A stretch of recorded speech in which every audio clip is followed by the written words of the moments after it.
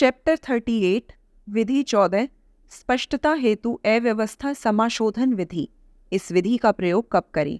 जब आप अव्यवस्था के कारण तनाव महसूस कर रहे हों, जब आपको ये अनुभव हो कि आप चीज़ों को खोजने में बहुत अधिक समय लगा रहे हैं, जब आप अपने घर से इसीलिए बच रहे हों क्योंकि आपको कहीं और ज़्यादा अच्छा लगता है, जब आपको ये महसूस हो कि आपके लिए जो करना आवश्यक है उसके लिए पर्याप्त समय नहीं मिल रहा है। मौजूदा भावात्मक रुझान बिंदु सीमा। स्पष्टता हेतु अव्यवस्था समाशोधन विधि आपके लिए तब सबसे अधिक मूल्यवान होगी जब आपका भावात्मक रुझान बिंदु इन श्रेणियों के बीच हो। चौथा, सकारात्मक प्रत्याशा, विश्वास और 17 क्रोध। यदि आपको अपना भावात्मक रुझान बिंदु ज्ञात न हो तो अध्याय 22 पर जाएं और वहां भावात्मक मार्गदर्शन पैमाने की 22 श्रेणियां देखें। अव्यवस्थित परिवेश होना अव्यवस्थित आकर्षण बिंदु का कारण बन सकता है। यदि आप अधूरे काम, अनुत्तरित पत्रों, अपूर्ण योजनाओं, अदत्त बिलों, अपर्याप्त कामों, अवर्गीकृत कागजों के ढेर, बिखरी हुई पत्रिकाओं, सूचियों और हर तरह की सामग्रियों से घिरे हुए हों तो ये आपके जीवन अनुभवों पर नकारात्मक प्रभाव डाल सकती हैं। क्योंकि हर चीज़ का अपना एक कंपन होता है, क्योंकि आप अपने जीवन से संबंधित सभी चीज़ों के साथ काल्पनिक रिश्ता कायम कर लेते हैं, अतः आपकी निजी चीज़ों पर भी इसका प्रभाव पड़ता है कि आप कैसा महसूस कर रहे हैं या आपका आकर्षण बिंदु क्या है। अव्यवस्था समाशोधन में 2 प्रमुख बाधाएं हैं। पहली, आपको याद होगा कि कई बार जब हम कोई चीज़ फेंक देते हैं तो बाद में ज्ञात होता है वास्तव में हमें उस चीज़ की आवश्यकता थी। अतः अब आप किसी भी चीज़ को फेंकने के प्रति अनिच्छुक होते हैं। और दूसरा, आपको ज्ञात होता है कि चीज़ों को व्यवस्थित करने के कार्य को भली भांति करने के लिए उससे ज़्यादा वक्त लग रहा है जो आपने इस योजना के लिए तय किया था, क्योंकि हर बार जब भी आप व्यवस्थित होने का प्रयास करते हैं आप छटाई प्रक्रिया में इस तरह फंस जाते हैं कि आखिरकार उससे भी बड़ी गड़बड़ी हो जाती है जितना इससे पहले थी। स्पष्टता हेतु अव्यवस्था समाशोधन विधि इन बाधाओं को दूर करती है, क्योंकि यह ऐसी छटाई प्रक्रिया है जिसे बिना उन मूल्यवान वस्तुओं को हटाए किया जाना संभव है जिनकी आपको बाद में जरूरत पड़ सकती है। विधि की शुरुआत हेतु कुछ ढक्कन सहित कार्डबोर्ड के मजबूत डिब्बे जमा करें। इसके लिए बैंकर्स बॉक्स ठीक रहेंगे। यदि वे सभी एक ही आकार और एक ही रंग के हों तो और भी अच्छा रहेगा। इस तरह ये एक सार होने के साथ ही दिखने में भी अच्छे लगेंगे। हमारा सुझाव है कि आप शुरुआत न्यूनतम 20 डिब्बों के साथ करें, लेकिन जब आप इस विधि की लाभकारी शक्ति से परिचित हो जाएंगे तो आप इसे और अधिक करना चाहेंगे। इसके अलावा आकारादि क्रम में इंडेक्स कार्ड और हाथ में पकड़ने योग्य वॉइस रिकॉर्डर भी प्राप्त करें। सबसे पहले डिब्बों को एकत्रित करें और उनमें से 5 या 6 को उस कमरे के मध्य में रख दें जिसे आप व्यवस्थित करना चाहते हैं।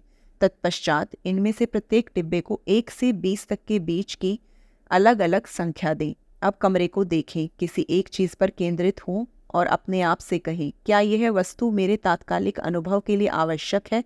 यदि उत्तर हाँ है तो उसे वहीं रहने दें जहाँ वह है। यदि उत्तर ना है तो इसे उनमें से एक डिब्बे में डाल दें। इसके बाद एक और वस्तु चुनें और इस प्रक्रिया को कमरे में रखी हर चीज़ पर केंद्रित होने तक जारी रखें। इस विधि का सबसे बड़ा लाभ यह है कि आपको फिलहाल छटाई का अधिक काम नहीं करना है। यह वस्तुतः ऐसी प्रक्रिया है जिसमें आप मात्र अपने परिवेश से अव्यवस्था को दूर करना चाहते हैं। वस्तु को डिब्बे में डालते समय रिकॉर्डर पर बोलें, उदाहरणार्थ गिटार की तारों का बंद पैकेट डिब्बा संख्या 1, पुराना सेल फोन डिब्बा संख्या 1। एक साथ 5 या 6 डिब्बे खोलने पर आप साधारण छटाई कर सकते हैं। दूसरे शब्दों में सभी पत्रिकाएं एक डिब्बे में जाएंगी, कपड़े एक डिब्बे में जाएंगे, सभी छोटी चीज़ें एक डिब्बे में जाएंगी। लेकिन इस छटाई की प्रक्रिया में डूब न जाएं। बस चीज़ें उठाएं, अपने तात्कालिक अनुभव के आधार पर उसकी ज़रूरत पर विचार करें और ज़रूरी न हो तो उसे डिब्बे में डाल दें। और बाद में आप किसी समय रिकॉर्ड की गई बातों को आकारादि इंडेक्स कार्डों पर हस्तांतरित कर लें। दूसरे शब्दों में म के अंतर्गत मोती का सीप, न के अंतर्गत नहाने के वस्त्र, स के अंतर्गत सेल फोन। आप सांगोपांग छटाई नहीं कर रहे, इसीलिए यह प्रक्रिया बहुत तेजी से हो जाएगी। आपको बेहतर महसूस होगा क्योंकि आपका कमरा कम अव्यवस्थित हो गया है। आप अपनी उन सदा की चिंता से भी मुक्त हो गए कि आपको चीज़ें नहीं मिल रही हैं, क्योंकि आपने इस बात का रिकॉर्ड रखा है कि वे वास्तव में कौन से डिब्बे में हैं। आप अपने घर में सामान रखने का कोई ऐसा स्थान खोजिए जहां इन साफ सुथरे डिब्बों को रखा जा सके। और विश्वास रखिए, आप किसी भी महत्वपूर्ण चीज़ को कभी भी पा सकते हैं। यदि आपको गिटार के तारों का बंद पैकेट चाहिए होगा, तो अकारादि कार्ड आपको बता सकेंगे कि आपने इसे किस डब्बे में रखा है। कुछ हफ्तों के बाद मान लीजिए जब आपको महसूस हो तो आपको डिब्बा संख्या 3 में से कुछ नहीं चाहिए, तो आप इस डिब्बे को घर से बाहर कर सकते हैं। शायद बाहर कहीं रख सकें, या इसकी सामग्री हटाकर डिब्बा नंबर 3 को नई संभावित अव्यवस्था के लिए उपलब्ध करा सकते हैं। और जब आप यह विधि जारी रखेंगे तो इस बोध से शांत होने लगेंगे कि अब आपका परिवेश आपके नियंत्रण में है। कई बार लोग हमसे कहते हैं उन्हें अव्यवस्था की कोई परवाह नहीं है, अतः हम उनसे कहते हैं कि ऐसे में यह विधि उनके लिए और भी ज़्यादा ज़रूरी हो जाती है। चूँकि सभी चीज़ों के प्रत्येक कण में कंपन है, इसीलिए वस्तुतः लगभग सभी को व्यवस्थित परिवेश में अच्छा महसूस होता ही है। अब्राहम, हमें स्पष्टता हेतु अव्यवस्था समाशोधन विधि के बारे में थोड़ा और बताइए। शरीरी अस्तित्वों को अपने आसपास चीज़ें जुटाए रखने की आदत होती है। आप में से अधिकांश लोग इन चीज़ों को इसीलिए एकत्रित करते हैं कि ये आपकी उपलब्धि की भावना पाने और अपना समय काटने का तरीका है। दूसरे शब्दों में, इस भौतिक जगत में रहते हैं जहाँ भौतिक प्रत्यक्षीकरण आपके लिए काफ़ी अहम है, लेकिन तब आप अपने इस प्रत्यक्षीकरण के विवरण में डूब जाते हैं। आप में से अधिकांश लोग अपना समय चीज़ें खोजते रहने में बिताते हैं, और इनमें से केवल यही नहीं है कि आपको बहुत सारी चीज़ों में से छांटना पड़ता है, बल्कि इसका कारण यह भी है कि वस्तुएं एकत्रित करना उस मुक्ति का विरोधी है जो हम सब आपके भीतर से जन्म लेती है। हमने उदासी की इस अनुभूति पर बात की थी जिसमें रिक्तता का एहसास होता है। लोग अक्सर इस रिक्तता के एहसास को वस्तुओं से भरने का प्रयास करते हैं। वे एक और चीज़ खरीदते हैं और उसे घर ले आते हैं, या वे कुछ नया खाते हैं। दूसरे शब्दों में, ऐसे बहुत से रचनात्मक तरीके हैं जिनके द्वारा आप इस शून्यता को भरने का प्रयास कर सकते हैं। इसीलिए कुछ लोगों के लिए हमारा प्रोत्साहन यही है कि अपने अनुभव से उन सभी चीज़ों को हटा दें जो अब आपके लिए आवश्यक नहीं है। जब आप ऐसी चीज़ों को छांट कर त्यागना आरंभ कर देते हैं जिन्हें आप पहन नहीं रहे, उन्हें त्याग देंगे जिन्हें इस्तेमाल नहीं कर रहे, तो उन्हें त्याग कर आप अपने अनुभव को स्पष्ट बना लेंगे। तब चीज़ें आप अब जो हैं उसके साथ अधिक सामंजस्य पूर्वक आपके अनुभवों में शामिल हो सकेंगी। आप सभी में आकर्षण की क्षमता है, और जब आपकी प्रगति उस सामान में फंस जाती है जिसकी अब आपको ज़रूरत नहीं है, तो नए आकर्षण धीमे पड़ जाते हैं, और तब अंत में आप निराशा और व्यग्रता का अनुभव करते हैं। अपने अव्यवस्था मुक्त परिवेश में होने की कल्पना करें।